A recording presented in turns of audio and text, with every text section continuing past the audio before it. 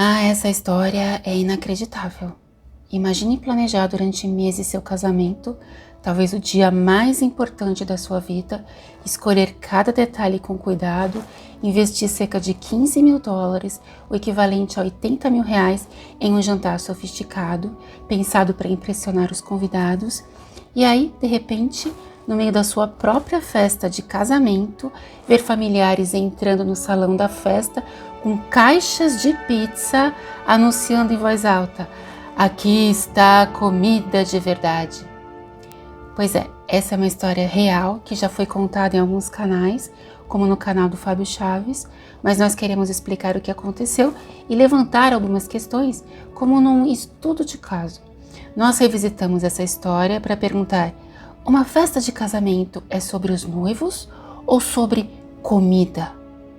Bom, essa história aconteceu de verdade e terminou com a noiva chorando sozinha no banheiro. E como era de se esperar, o que aconteceu nesse casamento dividiu famílias, gerou revolta e provocou um grande debate na internet. E se você não conhece essa história, vai entender por que gerou tanta polêmica. Bom, a história é sobre um casal vegano. O noivo e a noiva, que já eram veganos há cerca de 3 anos, decidiram o quê? Que o jantar do casamento refletiria seus valores pessoais. Sendo assim, eles contrataram um chefe especializado e planejaram um menu gourmet totalmente vegano. Um casamento vegano, pelo menos em relação ao que seria servido. De acordo com a noiva, o objetivo não era usar a festa para fazer algum tipo de manifesto, nada disso.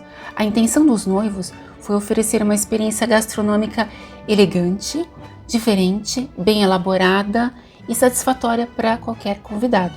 E aliás, para conseguir isso, o casal não poupou dinheiro. O custo total do jantar chegou a quase US$ 15.000, o que equivale aí por volta de uns R$ 80.000. Veja bem, esse foi o custo só da comida a ser servida, não inclui os outros gastos que o casal teve com a festa. Então veja que o casal realmente queria agradar o paladar dos convidados. Os noivos fizeram um esforço para que a festa de casamento estivesse de acordo com as suas próprias convicções, o que é natural porque afinal era o casamento deles, mas queriam que ainda assim os convidados ficassem satisfeitos. Mas eles não imaginavam a confusão que isso geraria. Bom, o convite do casamento não especificava que o menu seria vegano. Para o casal, isso não parecia necessário. Afinal, convites raramente detalham ingredientes ou escolhas alimentares, a menos que haja restrições específicas. Eles acreditavam que a qualidade da comida falaria por si mesma. Ora, quantas vezes acontece de sermos convidados para um casamento e chegando lá não tem, por exemplo, algum tipo de item que é comum em festas, tipo bebida alcoólica, por exemplo? Sim, veganismo não é religião, mas às vezes por conta da religião dos noivos ou outros motivos, não tem certos produtos na festa e ninguém surta por causa disso, certo? Mas enfim, vamos seguir com a história. Durante a festa, o que foi que aconteceu? Algo começou a parecer estranho. A noiva percebeu que o irmão não estava sentado à mesa. Até aí, tudo bem, ela não podia imaginar o que estava por trás disso. Nunca passaria pela cabeça dela o que o irmão estava tramando. Foi aí que veio o susto. A chocante revelação. Cerca de 20 minutos depois, o irmão dela entrou no salão acompanhado de primos e de outros familiares.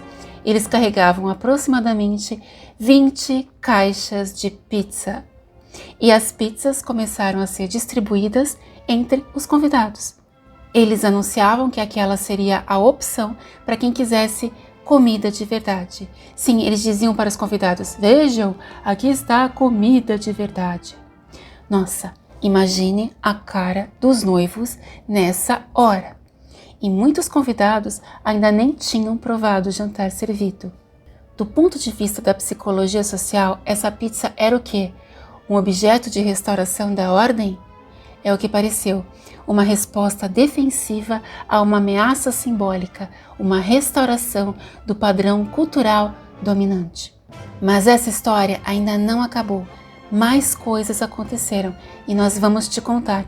Mas já pensou no fato de que, ao anunciar aquelas pizzas como comida de verdade, o irmão não apenas oferece uma alternativa, não apenas isso, mais do que isso, ele desqualifica a escolha do casal, ele convida outros a rirem dos noivos e, pior ainda, ele cria um nós contra eles. Na psicologia social, isso é um clássico mecanismo de controle social por meio da ridicularização.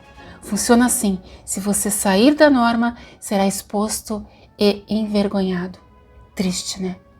Mas, continuando essa história, o que aconteceu depois? Bom, depois disso, nem é preciso dizer que o clima da festa mudou totalmente.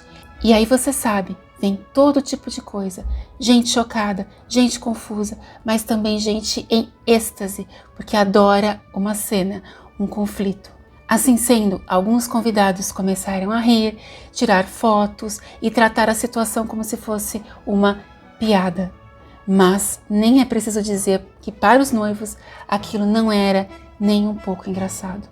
Ora, o jantar planejado por meses acabou sendo ofuscado, para dizer o mínimo, e a noiva relatou que se sentiu profundamente humilhada. Até os próprios funcionários do buffet pareciam constrangidos com aquela situação. O que deveria ser uma celebração se transformou em um momento de tensão e de exposição pública. Tudo muito complicado, porque afinal, um casamento é sobre os noivos ou sobre comida? A gente ficou se perguntando, mas não terminou por aí não. A coisa fica ainda pior. A situação se agravou ainda mais quando a sogra publicou nas redes sociais que o casamento do filho havia sido salvo pela pizza. A sogra acusava a noiva de tentar forçar os convidados a comerem o que chamou de comida de coelho. Em lágrimas, a noiva se trancou no banheiro. O noivo acabou pedindo que esses familiares que trouxeram as pizzas deixassem a festa. E aí veio a repercussão na internet. A história foi compartilhada online e rapidamente viralizou. As opiniões se dividiram, algumas pessoas defenderam o casal, afirmando que ninguém tem o direito de desrespeitar um casamento dessa forma. Outras pessoas criticaram a noiva, dizendo que ela deveria ter avisado previamente que o menu seria vegano.